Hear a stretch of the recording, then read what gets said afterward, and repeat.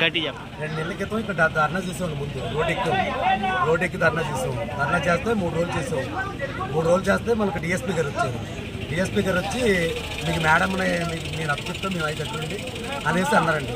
నేను కాకినాడ వెళ్ళిన తర్వాత మాకు కాకినాడ మన కలెక్టర్ గారి దగ్గరికి తీసుకెళ్ళిన తర్వాత మేము ఆర్టీఓ గారికి చెప్తామని ఆర్టీఓ గారికి చెప్తే మీరు సారి తిరిగి ఉండే ఆర్టీఓ దగ్గరికి ఎత్తున్నారు, కలెక్టర్ గారి దగ్గరికి ఎత్తున్నారు. తర్వాత వాళ్ళు మళ్ళీ రేపు మాపు 2 నెలలు అలా తిప్పేసారండి. మళ్ళీ వాయిదాలు వేసుకుంటే వస్తే మాకు న్యాయం జరగలేదు. మళ్ళీ రోడ్డు ఎక్కువ మళ్ళీ ఇది 2వ టిప్ అండి. ఇవాళకి ఇది 3 సార్లు అప్పుడు 3వ రోజు ధర్నా చేసేయండి. ఇవాళ రాజకీయ నాయకుడు అండ ఇవ్వలేదు మాకు. తర్వాత ఏ అండ మాకు లేదండి. ఇంకా ప్రజలు చూస్తే ఇలా ఉండిపోయిందండి. పైప్ లైన్ అర్థంలో పైప్ లైన్ అండి.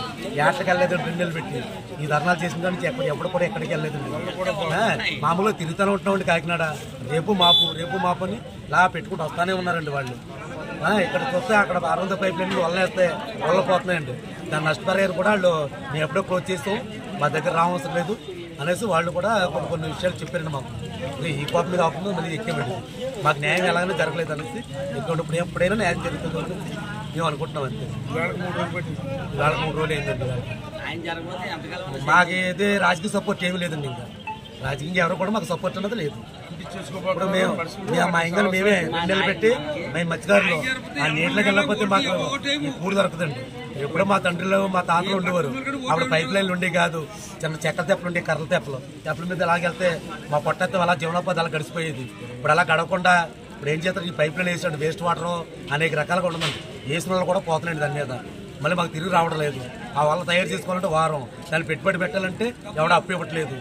ఇలాగ మా పరిస్థితి ఇలాగ అయిపోయిందండి. అల్లకొలం అయిపోయింది. ఎవరు అలా బతకాలన్నది మాకు దారి తెన్నిది లేకుండా అయిపోయిందండి. దీని గురించి మీరు రోడ్డు ఎక్కేసి మేము ఇలా నిరసన చేస్తున్నామండి. అదండి మాకు కూడా కొంత మీరు చూసే ఉంటారు టీవీ 9 వాళ్ళు కూడా మేము ఇచ్చామండి. దాని మీద మాకు ఏదైతే మాకు న్యాయం జరగాలండి. మేము ఊరుకోండి, ధర్నా మాత్రం అలాగే ఉంటానే ఉంటుంది. ఇంకా మాకు కొట్లో కూడింది లేకపోతే మాకు న్యాయం జరిగేదాకా ఈ పోరాటం ఆగదు. ఇంకా ముందు కూడా ఆగపోతే ఇంకా మనుషులు కూడా చచ్చిపోతా ఉండి దేనికన్నా రెడీ. మేము మా సముద్రాన్ని పాడు చేస్తారు, మేము దేనికన్నా రెడీ అండి. ఇప్పుడు ఆల్రెడీ బోట్లు అంటేస్తున్నాం అండి. ఇంకా ఉండిపోతే ఇంకోటి మీరు ఆటాడిపోతే మా బోట్లను చూసుకోండి, రెట్లు తెట్టుకోము, మేము ఏం చేసుకోవాలి. ఆల్రెడీ ఒకటి అంటేమండి, ఇంకా అంటేస్తూనే ఉంటామండి. ఇంకా మాకేదో న్యాయం జరిగేదాకా మేము అలా రోడ్డు ఎక్కుతూనే ఉంటాం.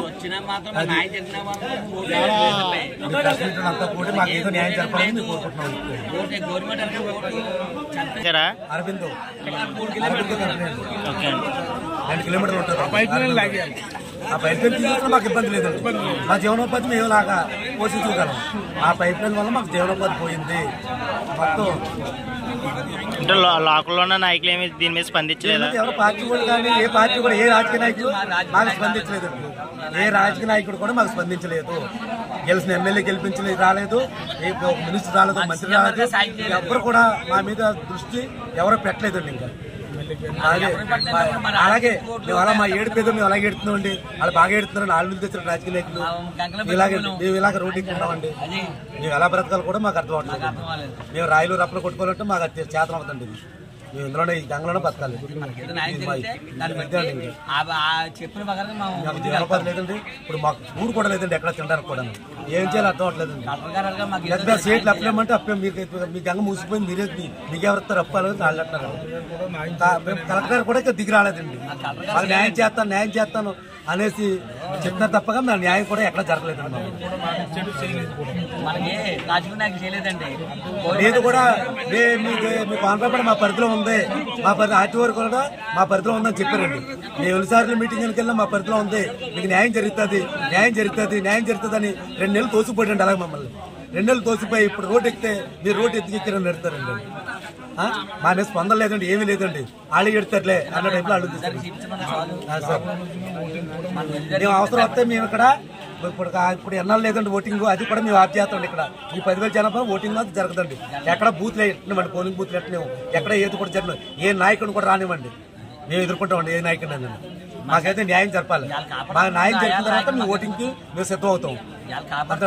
ఏ నాయకుడు వచ్చినా పర్లేదు, మాకు న్యాయం చేయాలి అంతే అండి. చెప్పాడండి కలెక్టర్ గారన్నా మాకు చేయాలి కదా, గవర్నమెంట్ దూరం కన్నా పెద్దలకి ఆ కలెక్టర్ అమ్మన్నా మాకు ఏదో న్యాయం చేస్తే ఆ పట్టుకొట్టుకు తింటాం మేము. అలాగే పక్క గ్రామానికి ఇచ్చారండి, మా పక్క గ్రామాలు కూడా ఆ లబ్ధి పొందారండి. ఏమి ఇచ్చారు పక్క గ్రామాలకి? ఏమి ఇచ్చారు? గ్రామాలకి ఖాతా కొత్త ఇచ్చారండి, డబ్బుల పూర్వంగా ఏదో ఇచ్చారండి అండి. ఆ డబ్బుల పూర్వంగా అంటే వాళ్ళు చిన్న వ్యాపారాలు ఉంటాయి, ఈ పెద్ద వ్యాపారాలు అండి. ఇక్కడ ఎక్కువ రేట్లు అండి వ్యాపారాలు, వాళ్ళకి ఇచ్చేస్తే ఇది అవదండి పని. ఇది అదండి, ఏదైతే న్యాయం జరగాలండి మాకు. లేకపోతే పైప్ లైన్ తీసేమనండి. ఆ పైప్ లైన్ తీసేస్తే ముందు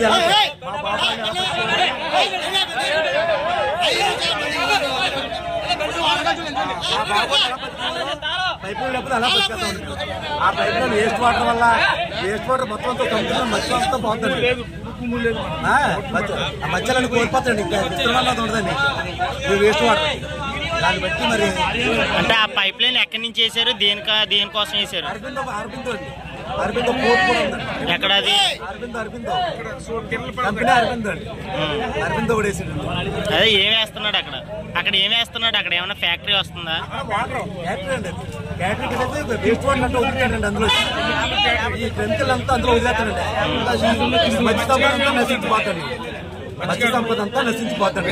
ఏమి ఎక్కడ ఏది కూడా పుట్టదండి మొత్తం. ఇది అది తిన్నా జబ్బులు వస్తుంది, ఎవరు కూడా తీసుకోండి చేసుకోండి. అయినా వల్ల వేసిన వల్ల ఉండవండి, వడికి అలా జరిగేసి ఆ పైప్ లైన్ పోతుందండి, వేసిన వాళ్ళంతా పోతుందండి. ఇంకా ఆ నష్టం వాటి వెళ్ళిందండి, ఇప్పుడు వరకు వాటి వెళ్ళిందండి. నష్టం కూడా నష్టపరిహారం కూడా కట్టలేదండి, ఏది కూడా చేయలేదండి. వాడు కంపెనీ వాడు జరుపుకుంటున్నాడండి, మీరు సత్తపండి అన్న టైప్లో వదిలేసింది. ఎన్ని సంవత్సరాలుగా జరుగుతుంది ఇది? అంటే పైప్ లైన్ చేసి ఎన్ని సంవత్సరాలు అవుతుంది? పైప్ లైన్ వేస్తే 2 సంవత్సరాలు అవుతుందా? 2 సంవత్సరాలు అండి, 2 సంవత్సరాలు అవుతుంది పైప్ లైన్ వేసి. ఇంకా వేస్ట్, అదంతా వేస్ట్ అంటే అందులో చూదుతాడండి. ఇంకా వాడు ఇష్టం, ఇంకా లాక్కుంటాడు వదులుకుంటాడు. ఇంకా కడుతున్నారండి ఫ్యాక్టరీ కూడా. ఇంకా పూర్వం అంటే ఇదంతా వాడు తీసుకుంటాడు.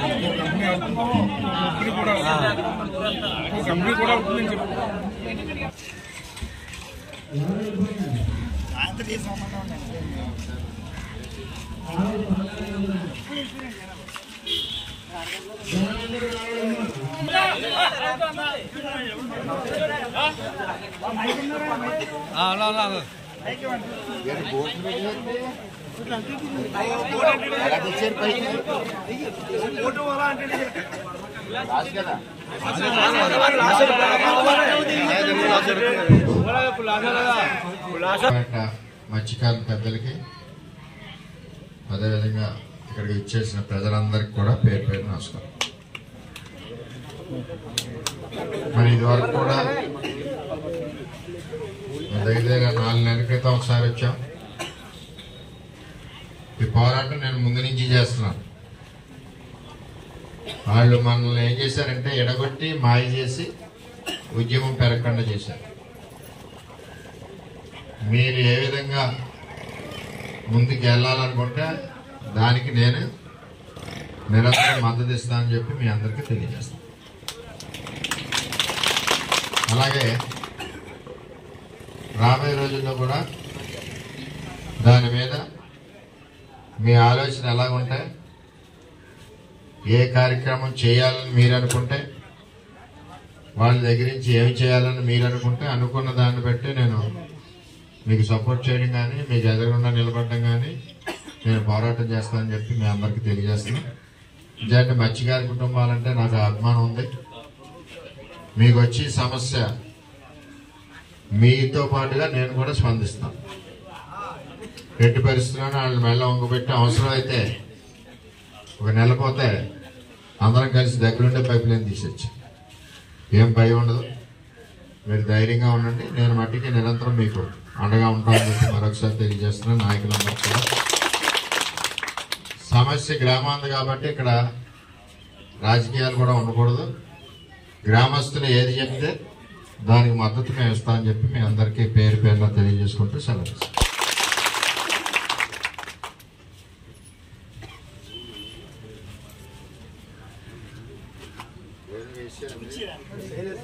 కుర్చీ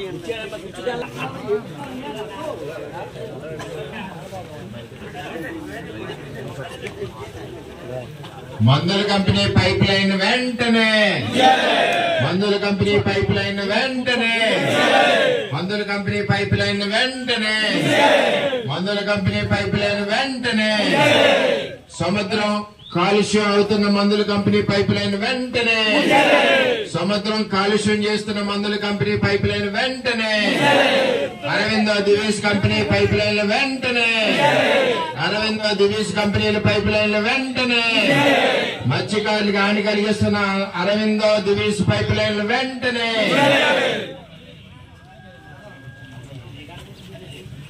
మత్స్యకారుల ఉద్యమం, మత్స్యకారుల ఉద్యమం, మత్స్యకారుల ఉద్యమం.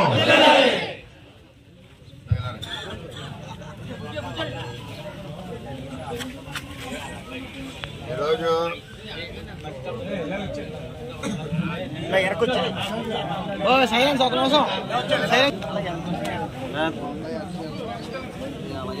KSCZ లో కాలుష్య రహిత పరిశ్రమలకి KSCZ ఏర్పాటాయి. అప్పుడు దివీసు పెట్టినప్పుడు కూడా మత్స్యకారుల పెద్దలందరూ మాకు తెలియజేయడంతో అప్పుడు ముఖ్యమంత్రికి మేము తెలియజేసి బాబు గారికి దివీస్ కంపెనీని కూడా ఆఫ్ చేయించడం జరిగింది. అది ప్రజలందరూ తెలుసు. మరలా ఈ KSCZ లో కాలుష్య పరిశ్రమలకి అనుమతి ఇవ్వడం బాధాకరం.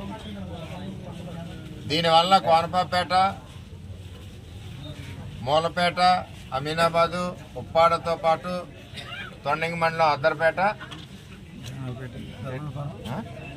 పెరుమాళ్ళపురం, దానవాయిపేట చాలా గ్రామాలు ఉన్నాయి. తీర ప్రాంత గ్రామాలన్నీ కూడా సముద్రం పొల్యూషన్ అవడంతో రేపు మత్స్యకారుల యొక్క ముఖ్య జీవనం ఏదైతే ఉందో వేటకి ఎంత దూరం వెళ్ళినా డీజిల్ దండు తప్పితే, రైతు కూలీలు తప్పితే చేపలు పడే పరిస్థితి ఉండదని చెప్పి తెలియజేస్తున్నాం. అది వాస్తవం కూడా.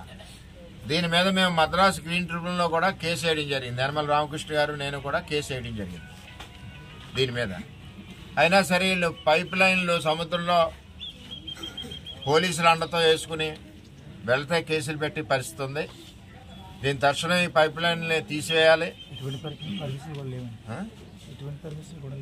వీటికి ఏ విధమైన పర్మిషన్లు లేవు. పోలీసుల అండతో వీళ్ళు ఈ కార్యక్రమం చేస్తున్నారు. పర్మిషన్లు ఉన్నా సరే పర్మిషన్లు ఏ విధంగా ఇస్తారు? సముద్రం పొల్యూషన్ అవుతుంటే. మత్స్యకారుడికి జీవనోపాధి ఏంటి? వేట. వేటకెళ్తే ఏం దొరకాలి? చేప దొరకాలి. సముద్రమే కాలుష్యం అయినప్పుడు చేప దొరికే పరిస్థితి ఏంటి? అంచేత రాబోయే రోజుల్లో ఎప్పుడైనా సరే మత్స్యకారులకి మద్దతుగా వర్మ ఉంటాడు. ముందు బాణం వస్తే నాకు గుచ్చుకోవాలి, తర్వాత వాళ్ళు గుచ్చుకోవాలి. పోలీసులకి ఎవరో భయపడవలసిన పని లేదు. వారు ఏ విధంగా నిర్ణయం తీసుకుంటే ఆ నిర్ణయానికి మేము మద్దతు తెలుపుతామని చెప్పి మత్స్యకారు నాయకులకి, పెద్దలకి, వచ్చిన మత్స్యకారులందరికీ కూడా నేను హామీ ఇస్తూ రాబోయే రోజుల్లో కూడా మార్పు వస్తుంది. అవసరమైతే మేమే వెళ్ళి పైప్ లైన్ తీసేస్తాం. వాళ్ళు ఏం పీక్కుంటారు, ఏం కేసులు పెట్టుకుంటారో పెట్టుకోమని. మాకు ఏంటంటే మత్స్యకారులు ముఖ్యం, వాళ్ళు పొట్ట ముఖ్యం. రోజుకి వేట చేసుకునే విధానం, వేట చేస్తేనే పట్టకూడదు.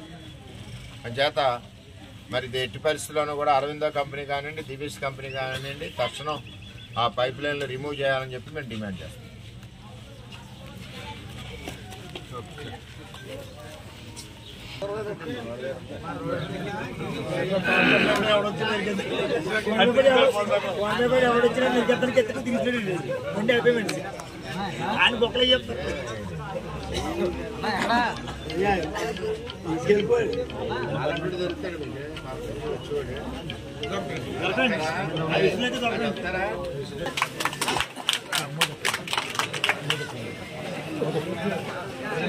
చాలా జనాభా నిలిపారండి పోనీ.